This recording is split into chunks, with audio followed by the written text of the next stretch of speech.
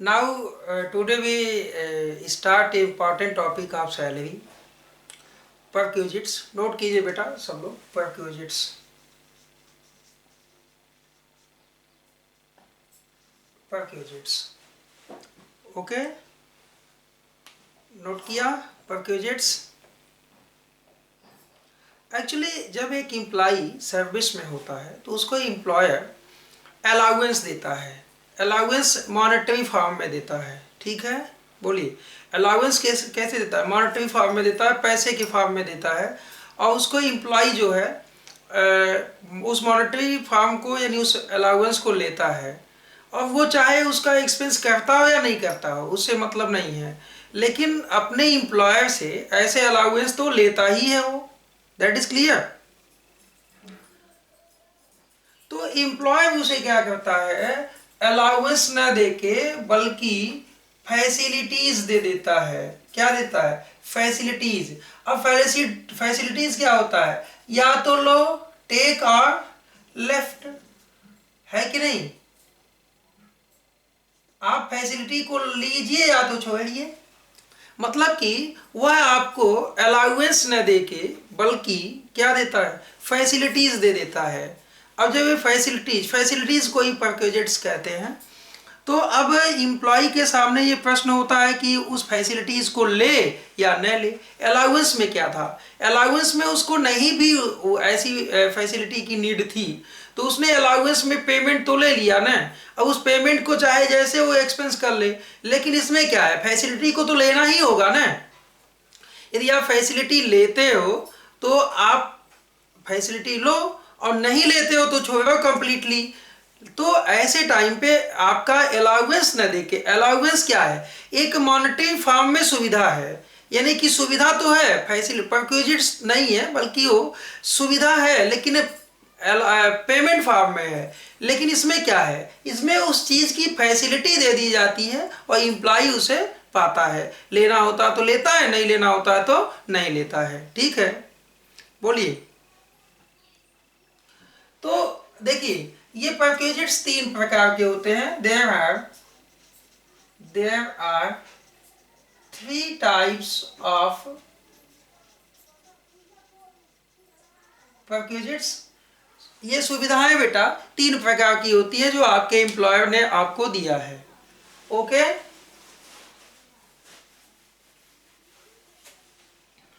तीन प्रकार की होती है. पहला, fully taxable for all types of employee. मतलब सभी कर्मचारियों के लिए फुली टैक्सेबल होती हैं, या ये कह सकते हैं taxable for all types of employee. Fully को हटा सकते हैं. ठीक है बेटा, taxable for all types of employee. Note कर लिया. Second, taxable for specific employee, यानी स्पेसिफिक एम्प्लॉय के लिए टैक्सेबल परक्विजिट्स. और थर्ड, एग्जेम्प्टेड या tax free for all types of employee. Note कर लिया. यानी ऐसी ऐसी सुविधा कि जो सभी एम्प्लॉइयों के लिए टैक्सेबल होती हो, ऐसी सुविधा जो केवल स्पेसिफिक एम्प्लॉइयों के लिए टैक्सेबल होती हो, एम्प्लॉयज के लिए, और ऐसी सुविधा कि जो सभी एम्प्लॉयज के लिए एग्जेम्प्ट होती हो. ये इनकम टैक्स एक्ट कहता है और इनकम टैक्स एक्ट के प्रोविजंस हैं. ठीक है, ओके. तो हम लोग सबके लिए पहले पहले जो अलाउंस सबके लिए टैक्सेबल हैं उसके विषय में डिटेल किया जाएगा. उसके विषय में कैलकुलेशन भी हम साथ में बताते चलेंगे. तो हेडिंग डालें, taxable perquisites for all types of employees. Taxable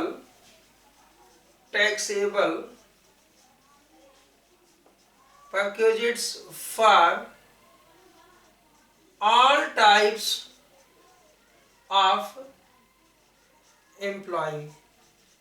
यहां से आपका और साथ में देखो हम कैलकुलेशन भी साथ में स्टार्ट कर लेंगे। ओके, क्योंकि इतना टाइम नहीं रहता है कि एक बार फैसिलिटीज को लिखवाऊं और फिर उसका कैलकुलेशन सिखाऊं आपको। ठीक है,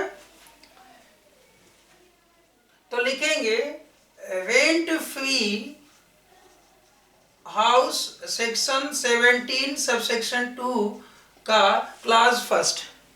ठीक है, ये आप सेक्शन पहले नोट कर लीजिए। हाउस रेंट फ्री हाउस, आपका एम्प्लॉयर जो आपको रेंट फ्री हाउस देता है, आपका एम्प्लॉयर जो आपको रेंट है, आपको मकान की सुविधा देता है, आपका एम्प्लॉयर यहाँ पे मकान की सुविधा देता है। अब ये मकान की सुविधा की वैल्यू काउंट की जाएगी इनकम टैक्स एक्ट के जो प्रोविजंस है उसके अकॉर्डिंग। ये अलाउंस नहीं है, बल्कि ये क्या है, मकान की सुविधा है। That is clear.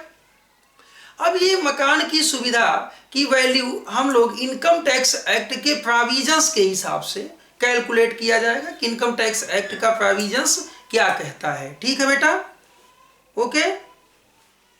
तो लिखेंगे, आप लिखेंगे वैल्यूएशन ऑफ हाउस फैसिलिटी। अब हम साथ में दोनों वैल्यूएशन भी साथ में लेते चल रहे हैं और साथ में जो है ये क्या कहते हैं, इसके सभी एम्प्लॉयज के लिए जो टैक्सेबल परक्विजिट्स हैं उसको भी लेते चल रहे हैं। तो वैल्यूएशन भी निकलता चलेगा, उसको दो टाइम से हमको समझाना नहीं होगा, एक ही टाइम आप समझ जाओगे। तो वैल्यूएशन ऑफ हाउस फैसिलिटीज में देखो, पहली बात तो एम्प्लॉयज दो तरह के होते हैं। लिखेंगे आप, there are two types of employee. Employee कितने तरह के होते हैं, दो तरह के होते हैं। नोट कर लिया, ओके। पहला कि जो गवर्नमेंट एम्प्लॉय होते हो, और सेकंड नॉन गवर्नमेंट एम्प्लॉयज, यानी कि ऐसे एम्प्लॉय जो गवर्नमेंट सेक्टर में हो, ऐसे एम्प्लॉय जो नॉन गवर्नमेंट सेक्टर के हैं। यानी एम्प्लॉय दो तरह के होते हैं, गवर्नमेंट एम्प्लॉय एंड एक नॉन गवर्नमेंट एम्प्लॉय। नोट किया बेटा। अच्छा, गवर्नमेंट एम्प्लॉयज के लिए क्या है, पहली बात कि मकान भी दो तरह के होते हैं। तो पहला लिखिए अनफर्निश्ड हाउस। अनफर्निश्ड हाउस का मतलब होता है असुसज्जित मकान। ठीक है, कौन सा मकान, असुसज्जित मकान। असुसज्जित मकान का मतलब होता है बेटा कि इनके लिए भी पहला अनफर्निश्ड हाउस। तो नॉन गवर्नमेंट एम्प्लॉयज को अभी आप होल्ड कीजिए, पहले गवर्नमेंट एम्प्लॉय का कैलकुलेशन किया जाएगा मकान की सुविधा का, और फिर नॉन गवर्नमेंट एम्प्लॉय का किया जाएगा। ठीक है, ओके। तो पहले हम लोग असुसज्जित मकान किसके लिए, गवर्नमेंट एम्प्लॉयज के लिए हम लोग बात किया जाएगा।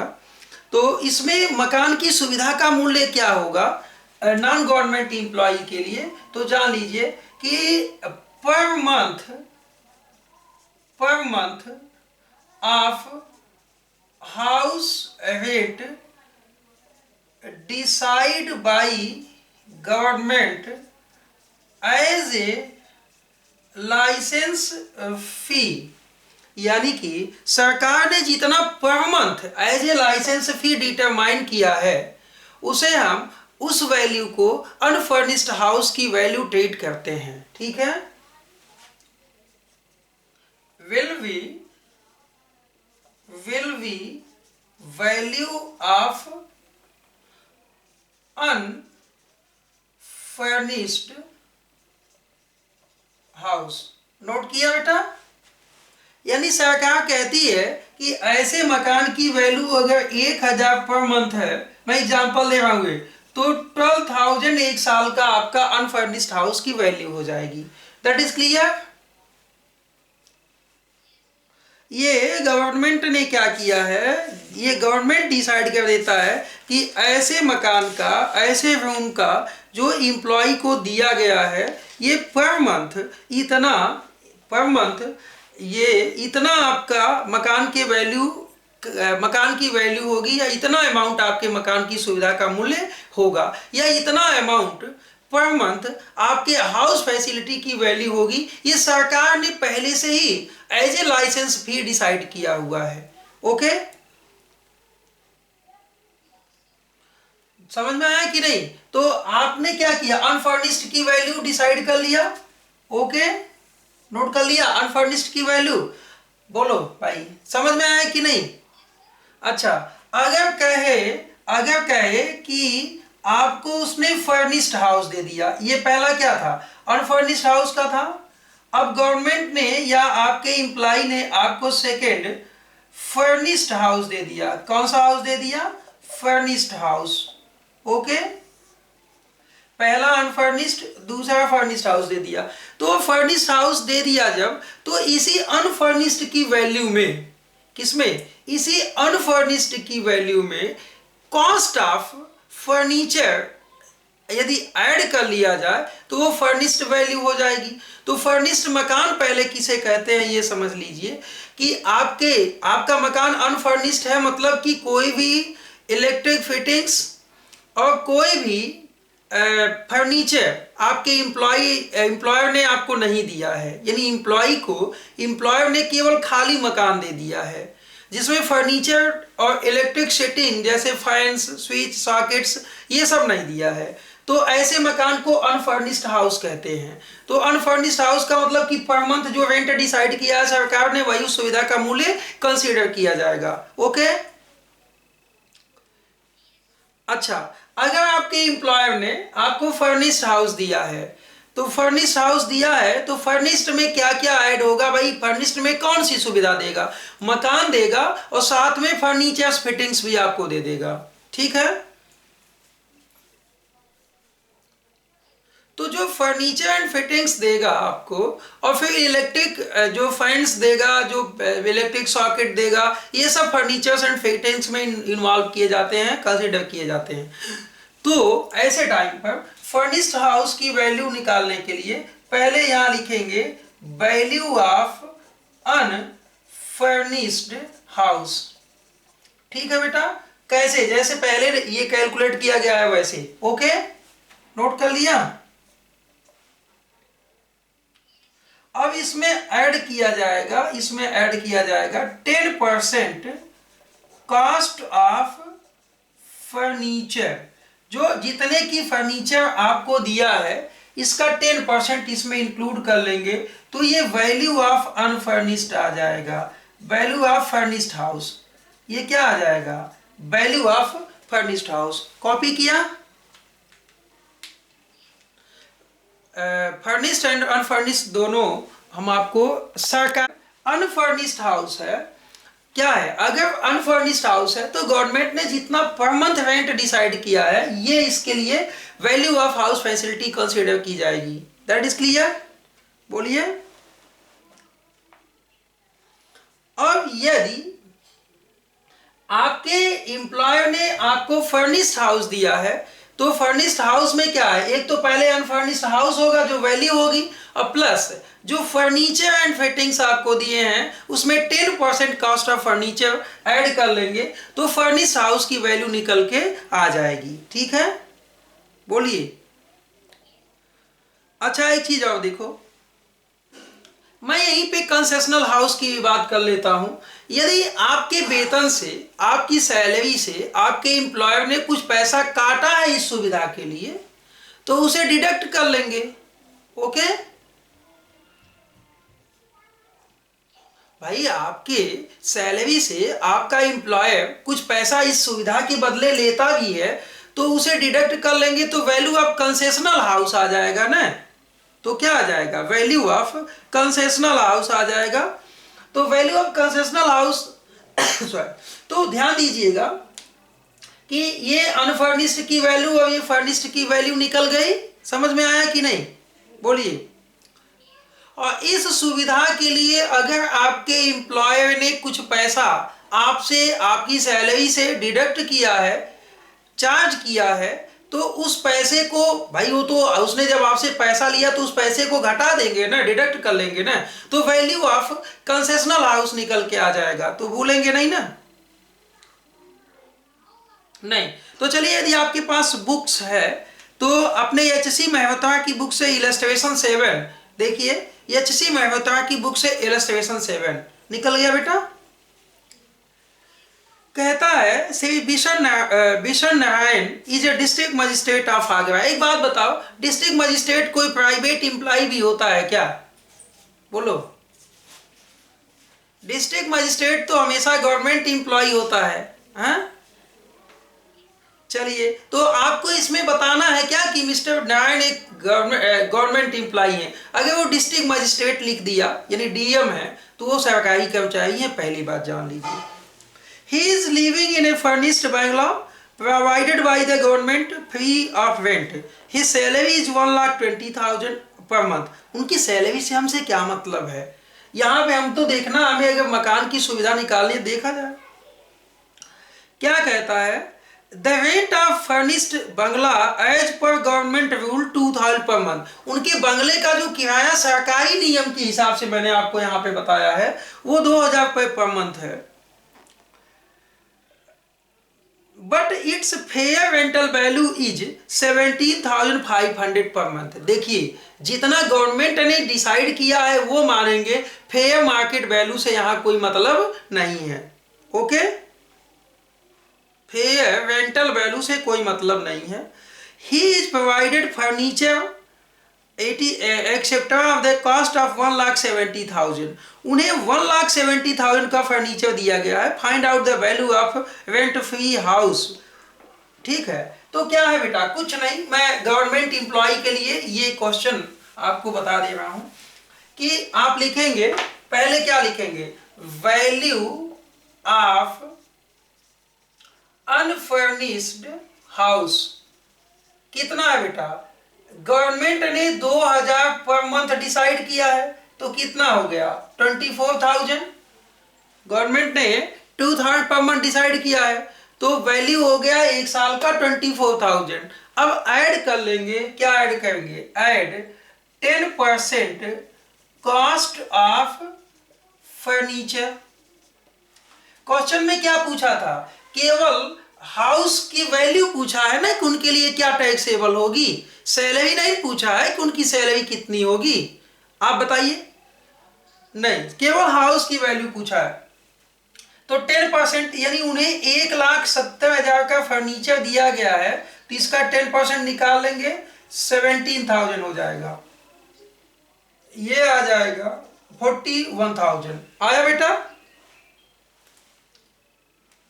अब अगर क्वेश्चन में कहता कि इस सुविधा के लिए इनके वेतन से कुछ डिडक्ट किया गया है, कुछ कवर किया गया है या कुछ रिकवर किया गया है, तो यहां कर लेते less recover from employ.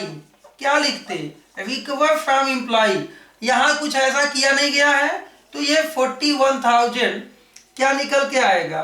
Taxable income, taxable facility या टैक्सेबल हाउस फैसिलिटी, या लिखते वैल्यू ऑफ हाउस फैसिलिटी लिखते। That is clear?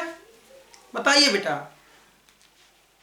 ये गवर्नमेंट एम्प्लॉय का समझ में आया कि नहीं? गवर्नमेंट एम्प्लॉय का।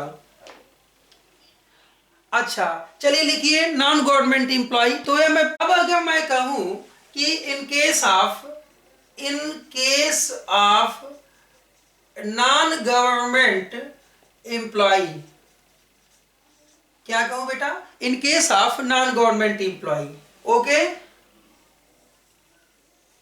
तो इसमें भी दो बातें हैं। पहला, house is owned by employer और second, house is hired by employer on rent. दो बातें हैं बेटा, ठीक है? कितनी बातें हैं? दो बातें हैं कि सबसे पहले तो ये देखेंगे कि आपके एम्प्लॉयर ने जो आपको मकान की सुविधा दिया है, जो हाउस की फैसिलिटी दी है, उसका ओनरशिप एम्प्लॉयर को है कि नहीं है। अगर एम्प्लॉयर के खुद का मकान है तो ये सेंस आएगा, अगर एम्प्लॉयर के खुद का मकान नहीं है तो ये सेंस आएगा। That is clear. भाई दो चीजें हो सकती है ना, या तो आपका एम्प्लॉयर अपने खुद के मकान में सुविधा दिया हो, ठीक है, या तो मकान किराए पर लेके सुविधा दिया हो। दो बातें हो सकती है ना, या तो खुद के मकान में फैसिलिटी दी हो या मकान किराए पर लेके दिया हो। क्यों बताओ आकांक्षा राय, हो सकता है कि नहीं हो सकता है, बताइए।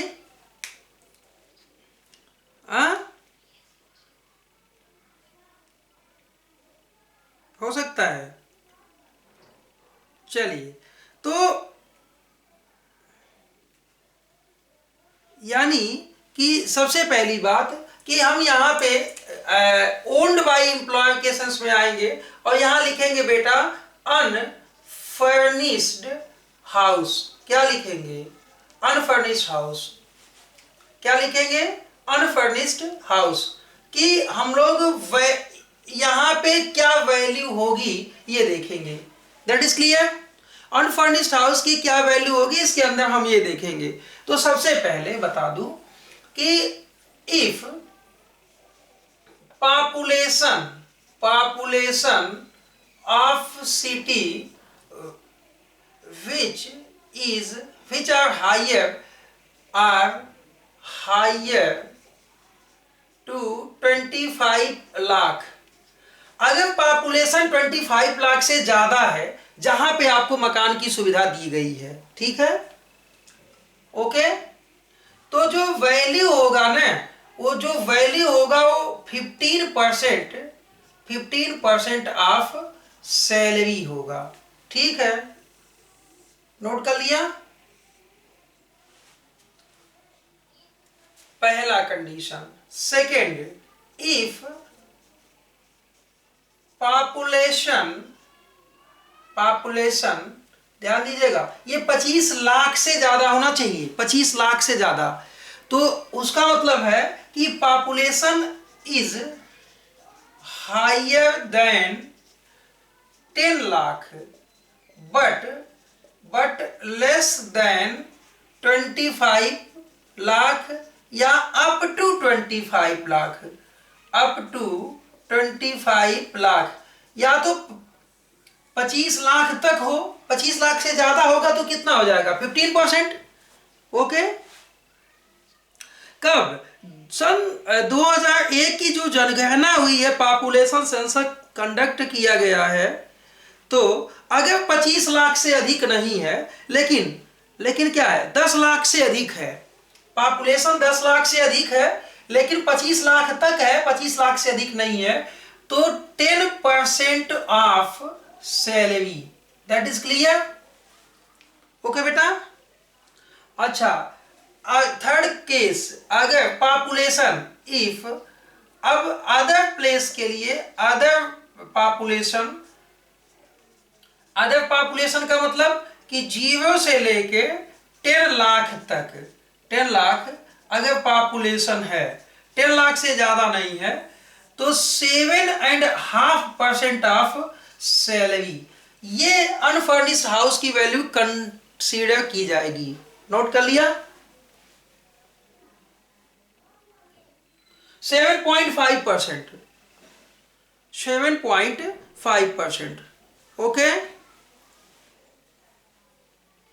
ध्यान दीजिएगा, लेकिन ये उतने ही अवधि तक जितने तक उसको मकान की सुविधा दी गई है। मतलब आपको अगर 6 महीने मकान की सुविधा दी गई है तो 6 महीने की सैलरी कंसीडर की जाएगी। ओके, 1 साल की सैलरी कंसीडर नहीं की जाएगी। That is clear. चलिए, ये क्या था? अनफर्निश्ड हाउस था ना, ए लिख लो, तो यहां बनाओ B, value of furnished house. भाई आपको आपका एम्प्लॉयर फर्निश्ड हाउस की भी सुविधा दे सकता है ना, वैल्यू ऑफ फर्निश्ड हाउस। कर लिया। चलिए, तो ऐसे में बेटा पहले यहां लिखेंगे वैल्यू ऑफ अनफर्निश्ड हाउस। क्या लिखेंगे, वैल्यू ऑफ अनफर्निश्ड हाउस लिख लिया। अब इसमें ऐड किया जाएगा 10% कॉस्ट ऑफ फर्नीचर। जितने का भी आपको फर्नीचर दिया गया है उसमें 10% ऐड कर लेंगे, ठीक है, उसकी कॉस्ट का। ओके, तो ये वैल्यू ऑफ फर्निश्ड हाउस निकल के आएगा। ओके, ये क्या निकल के आएगा, वैल्यू ऑफ फर्निश्ड हाउस।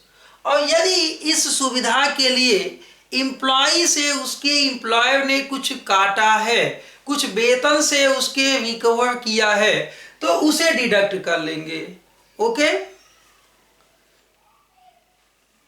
तो लेस यहीं पे कर ले, लेस रिकवर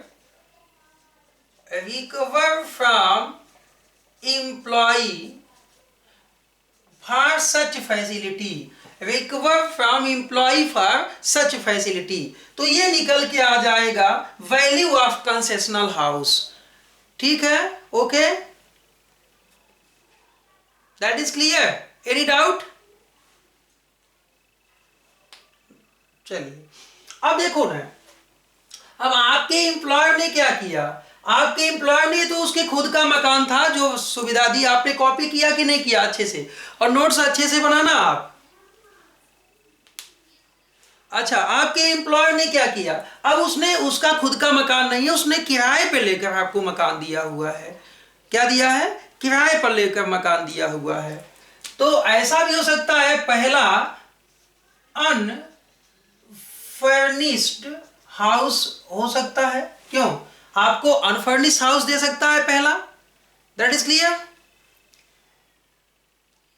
तो अनफर्निश्ड हाउस में ध्यान देना कि रेंट दिया एम्प्लॉयर ने, तो 15% of salary and actual rent paid by employer which ever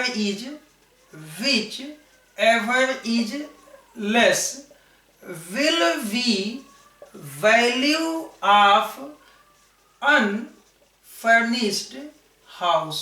मकान कहीं पे भी हो, दुनिया के किसी भी कोने में हो, ध्यान दीजिएगा, आपके एम्प्लॉयर ने यदि मकान हायर किया हुआ है या रेंट पर लिया हुआ है, रेंट पर लेने के बाद उसने आपको मकान की सुविधा दिया है, तो वो रेंट पेड करेगा ना, रेंट पेड करेगा ना, बोलिए।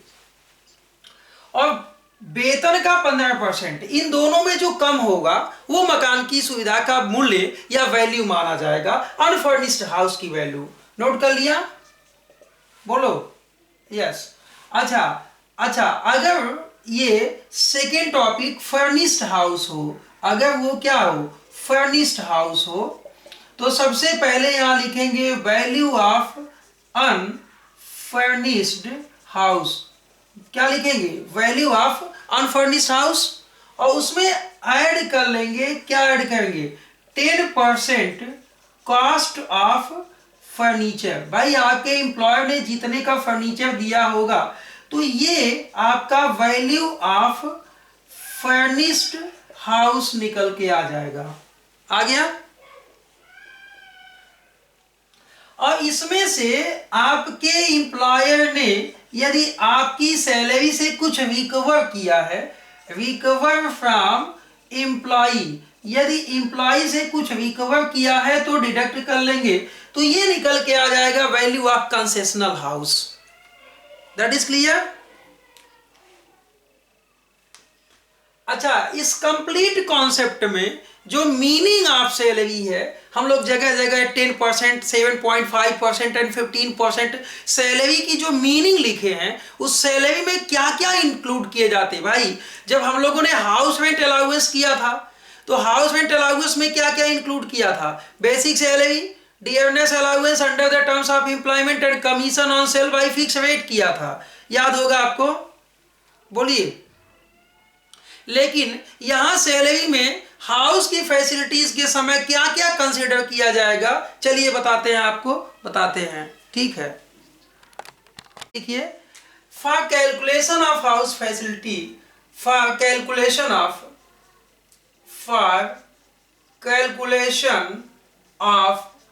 value of house facility, the meaning of salary, यानी सैलरी में क्या क्या चीजें जुटेंगी। पहला नोट कीजिए, बेसिक सैलरी। दूसरा, DA under the terms of employment. अगर DA under the terms of employment होगा तभी जुटेगा, ठीक है। तीसरा, ऑल मॉनेटरी पेमेंट्स, जितने भी मॉनेटरी पेमेंट्स होंगे, चाहे वो बोनस हो, चाहे वो कमीशन हो, चाहे जैसा कमीशन हो, सब के सब जुटेंगे, ठीक है। चौथा, ऑल टैक्सेबल अलाउंस, जितने भी टैक्सेबल अलाउंस के पार्ट होंगे वो सब के सब जुटेंगे, ठीक है। ओके। लेकिन क्या नहीं जुटेगा, को बट नॉट इंक्लूड्स, लिखो बट नॉट इंक्लूड्स। क्या नहीं इंक्लूड किया जाता? पहली बात कि अगर DA is not under the terms of employment, अगर DA under the terms of employment नहीं है तो नहीं जुटेगा। दूसरी चीज कि किसी भी परक्यूजिट्स की वैल्यू ऑफ परक्यूजिट्स, किसी भी परक्यूजिट्स की वैल्यू और कंट्रीब्यूशन टू प्रोविडेंट फंड, ये सब चीजें नहीं कंसीडर की जाएंगी।